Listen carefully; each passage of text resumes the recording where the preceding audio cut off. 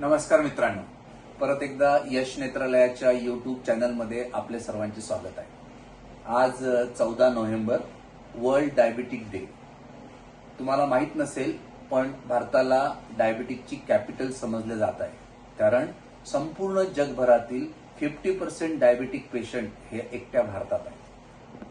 काय तुम्हाला माहित आहे की डायबिटीस हा आपल्या डोळ्यांवर पण परिणाम करू शकतो?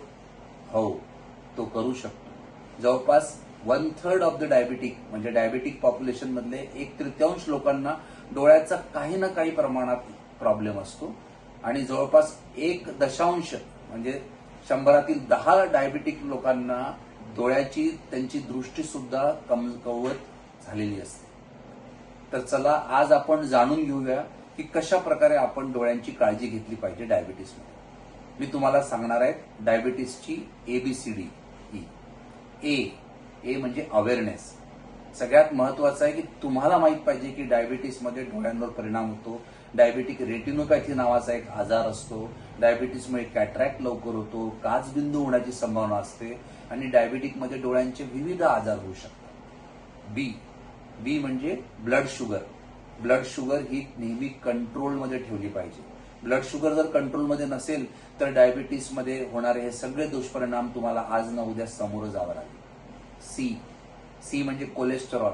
तुमच्या रक्तातील कोलेस्टेरॉल, लिपिड यांचं सुद्धा प्रमाण कंट्रोलमध्ये ठेवणं आवश्यक आहे, कारण शुगर आणि लिपिड्स हे दोन्ही जर जास्त असतील तर नुसतं डायबिटीसमुळे होणारे दुष्परिणाम हे 10 पटीने वाढतात. डी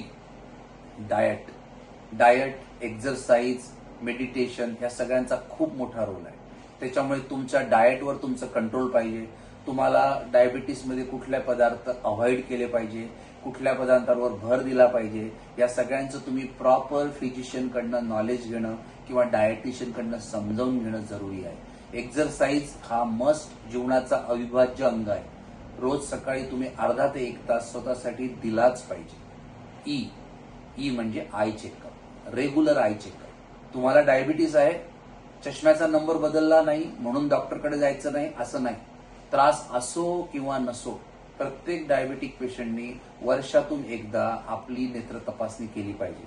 आणि डोळे तपासणं म्हणजे नुसतं चष्म्याचा नंबर काढणं नाही, तर डोळ्याच्या आतमधील पडदा तपासणं, त्याचा फोटो काढणं, कारण तो फोटो तुम्हाला आयुष्यभर समोर त्या बेसलाईन तुमची डोळ्यांची रेटिनाची काय परिस्थिती आहे याची तो तुम्हाला जाणीव करून याची ती नोंद होत असते.